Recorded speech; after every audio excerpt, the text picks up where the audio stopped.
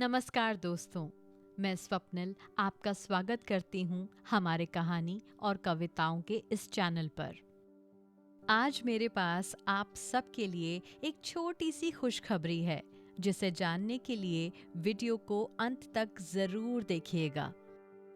आज मैं आपके सामने प्रस्तुत करने जा रही हूँ दशहरे पर्व पर एक लेख, जो कि विशेष रूप से कोटा शहर राजस्थान में मनाया जाता है। इसकी रचयिता हैं कृष्णा कुमारी। जब जब होई धर्म की हानि, बाढ़े हूँ असुर महाअभिमानी। तब तब प्रभु धरी विविध शरीरा, हरहि कृपा निधि सज्जन पीरा। अर्थात जब जब पृथ्वी पर धर्म विलुप्त होने लगता है तथा अधर्म बढ़ने लगता है, तब श्री हरि अनेक रूप में अवतार लेकर पृथ्वी को पाप मुक्त करते हैं। त्रेता युग में राक्षस जाति एवं रावण के क्रूर अत्याचारों एवं अनाचारों से मनुष्यों एवं देवताओं को परित्राण दिलाने के लिए परमेश्वर ने दानवों का वध करके पृथ्वी को पापों से मुक्त किया। अश्विन शुक्ल पक्ष की दशमी को श्री राम ने असत्य पर सत्य व अधर्म पर धर्म की पताका फहराई थी एवं रावण पर विजय प्राप्त की थी। उसी पावन पर्व को विजयदशमी के नाम से समग्र भारत में मनाया जाता है। इस दिन गांव-गांव, शहर-शहर में रावण, कुंभकर्ण, मेघनाद के पुतले बनाकर उनका वध किया जाता है। इस खुशी में मेले भी लगते हैं। इसको दशहरा नाम से जाना जाता है। संपूर्ण भारत में कोटा के दशहरे को भी श्रेष्ठता का गौरव प्राप्त है। साथ ही कुल्लू एवं मैसूर का दशहरा तो विख्यात है ही। कोटा दशहरे का श्री गणेश तत्कालीन महाराव उम्मेद सिंह द्वितीय ने किया था। तब से एक दो अपवादों को छोड़कर कोटा दशहरा मेले ने विपुल ख्याति एवं गरिमा अर्जित की है। दशहरा क्षत्रियों का त्योहार है। भगवान राम स्वयं क्षत्रिय थे। कोटा पर पिछले 800 वर्षों से क्षत्रियों का ही शासन रहा है। कोटा के क्षत्रिय शासकों ने सदैव पर्वों को राज्याश्रय दिया एवं यहाँ के प्रथम शासक राव माधो सिंह ने रावण वध की परंपरा शुरू की, जो परिवर्तित स्वरूप में आज भी कायम है। अविराम चलते इस पर्व में कई परंपराएं समय के साथ जुड़ती गईं। प्रारंभ में त्योहारों के साथ धार्मिक भावनाएं जुड़ी रहती थीं, परंतु धीरे धीरे इन भावनाओं में भौतिकवाद का समावेश होता जा रहा है। यही परिवर्तन कोटा के दशहरे मेले में भी परिलक्षित हुआ है। आजादी के बाद श्रद्धालुओं की भावनाएं मानो सिमट सी गई हैं। दशहरे का श्री गणेश नवरात्रों की पड़वा से ही हो जाता है, जिसे देखने अपार जनसमूह उमड़ पड़ता है। प्रशासन को शहर में यातायात की व्यवस्था तक बदलनी पड़ती है। 9 दिन तक श्रद्धालु स्त्री पुरुष भगवती का पूजन, वंदन, अर्चन करते हैं। क्षत्रिय घट स्थापना एवं खांडे की पूजा करते हैं। दरबार के समय 9 दिन तक विभिन्न देवी देवताओं की सवारियां निकाली जाती थीं। सवारियों के शुरू होते ही तोपें भी दागी जाती थीं। दूर दराज के गांवों के श्रद्धालु जनों का तांता लग जाया करता था। दशहरे के दिन राम की सवारी निकाली जाती थी एवं रावण वध का कार्यक्रम होता था। वर्तमान में कोटा दशहरे का औपचारिक श्री गणेश नवरात्रों की स्थापना के साथ ही शहर के गणमान्य व्यक्ति द्वारा किया जाता है। दशहरा प्रांगण में बने भव्य मंच पर इसी दिन शुभ मुहूर्त में रामलीला का शुभारंभ होता है। छुटपुट दुकानें भी शुरू हो जाती हैं। रामलीला में सभी वर्गों के दर्शकों की इतनी भीड़ उमड़ती है कि प्रांगण में खड़े होने तक की जगह भी नहीं मिलती। विभिन्न झूले, प्रदर्शनियां, पशु मेला आदि की नवरात्रि से ही तैयारी शुरू हो जाती है। देश के विभिन्न प्रांतों से क्रय विक्रय के लिए पशु यहाँ लाए जाते हैं। मेले का विधिवत श्री गणेश सम्मानीय जिलाधीश द्वारा दशहरे के दिन ही होता है। विजयदशमी के एक दिन पहले लगभग सारी दुकानें लग जाती हैं। विगत में रावण, मेघनाद के पुतले लकड़ी के चौखटों से बनाए जाते थे। रावण की नाभि में लाल रंग का द्रव भरा जाता था ताकि रावण वध पर खून निकलता नजर आए। पुतलों को बड़ी बड़ी सांकलों से खींचा जाता था। दिन में रंग बिरंगे परिधानों में सजी नारियां रावण जी को मारने के लिए जाया करती थीं। पुतलों पर 7-7 कंकर फेंकती थीं। आज भी ये परंपरा छिटपुट रूप में विद्यमान है। ऐसा करने से सारे रोग एवं अलाबला रावण को लग जाती हैं, ऐसी मान्यता है। आजकल रावण, मेघनाद व कुंभकर्ण के पुतले कागज, बांस एवं आतिशबाजी से बनाए जाते हैं। रावण का पुतला लगभग 75 फुट तक भी ऊंचा बनाया जाता है। ये पुतले विजयदशमी के दिन ही मेले के प्रांगण में इनके लिए निश्चित स्थान पर लगा दिए जाते हैं। इस दिन 12-1 बजे से ही दर्शकों की भव्य भीड़ मेले की ओर उमड़ती दिखाई देने लगती है। प्रशासन को सुविधा के लिए आवागमन में परिवर्तन करना पड़ता है। शाम को गढ़ पैलेस से विभिन्न देवी देवताओं की सवारियां दशहरा मैदान की ओर प्रस्थान करती हैं। सवारियों की शोभा को हाथी घोड़े द्विगुणित कर देते हैं। इसके बाद राम के बाण द्वारा रावण वध की औपचारिकता पूरी की जाती है। 1-2 वर्ष पहले तो रावण वध के समय हेलीकॉप्टर द्वारा फूलों की वर्षा भी की गई थी। इस वर्ष शताब्दी वर्ष होने के कारण पुष्प वर्षा का प्रावधान है।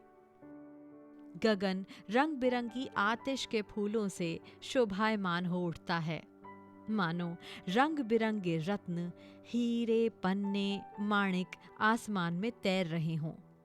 प्रशासन एवं पुलिस की सजगता व कुशलता काबिले तारीफ होती है। रावण दहन के साथ ही मेला प्रारंभ हो जाता है। इसमें सैकड़ों दुकानें, ठेले लगते हैं। पूरे भारत से व्यापारी अपनी दुकानें यहाँ लगाते हैं, जिनमें हर प्रकार के सामान उपलब्ध होते हैं। दिन में ग्रामीण व रात्रि को शहर निवासी खरीदारी करने के लिए आते हैं। लेकिन महंगाई की मार से कुछ वर्षों से मेले में खरीदारी मंदी चल रही है, ऐसा दुकानदार बताते हैं। मेले में मनोरंजन के भी भरपूर साधन होते हैं, जैसे कई प्रकार के झूले, सर्कस, डिज्नीलैंड, पुस्तक प्रदर्शनियां, हंसी घर आदि। कई प्रतिष्ठित संस्थानों की भव्य प्रदर्शनियां भी देखने को मिलती हैं। पुस्तक प्रदर्शनियों के तो कहने ही क्या, खाने पीने की इतनी विविधता कि क्या खाएं क्या छोड़ें, यही चलता रहता है। यानी भरपूर आनंद एवं मनोरंजन। रात्रि को 9 बजे से तो इतनी भीड़ हो जाती है कि चलना मुश्किल हो जाता है। विद्युत सज्जा ऐसे दमकती है जैसे स्वर्ग नगरी हो। मेले के मंच पर प्रतिष्ठित कार्यक्रम चलते हैं। इनमें भी क्षेत्रीय कलाकारों से लेकर पूरे भारत के कलाकार भाग लेते हैं। अखिल भारतीय कवि सम्मेलन, सिने कलाकारों के कार्यक्रम, लोक नृत्य, बाल प्रतिभाओं के रंगारंग कार्यक्रम, मुशायरा आदि कई कार्यक्रम प्रमुख हैं। गजल व भजन संध्या लोकप्रिय आकर्षण होते हैं। इसी के समानांतर किसान मंच पर भी सांस्कृतिक कार्यक्रम प्रतिदिन चलते हैं व मूछ, रस्सा खींच आदि कई प्रतियोगिताएं भी होती हैं। मेले का विधिवत समापन धनतेरस को होता है। इसके साथ ही प्रतियोगिता के विजेताओं व बाल कलाकारों को पुरस्कृत किया जाता है। कुछ वर्षों से राजस्थान पत्रिका की ओर से इस दिन भव्य आतिशबाजी भी की जाती है, जिसका आनंद लेने के लिए भारी जनसमूह उमड़ पड़ता है। आतिशबाजी मेले का अति विशिष्ट आकर्षण होती है। पूरा आसमान आतिशी फूलों की भव्य छटा से खिल उठता है। दर्शकों की गर्दन नीची करने का मन ही नहीं करता। मेला समाप्त हो जाता है और फिर प्रतीक्षा होती है वर्ष भर की। रावण वध की तिथि को लेकर यहाँ कुछ संशय भी मन में उठता है। कई विद्वानों का मानना है कि इस दशमी को रावण वध नहीं हुआ था। सुग्रीव का राज तिलक करके स्वयं राम सुग्रीव से कहते हैं कि वर्षा के चतुर्मास के पश्चात सीता खोज का उपक्रम प्रारंभ करना है। कार्तिको समनु प्राप्ते त्ववम रावण वधौ यत्। वर्षा ऋतु में नदी नालों के कारण मार्ग अवरुद्ध हो जाते हैं।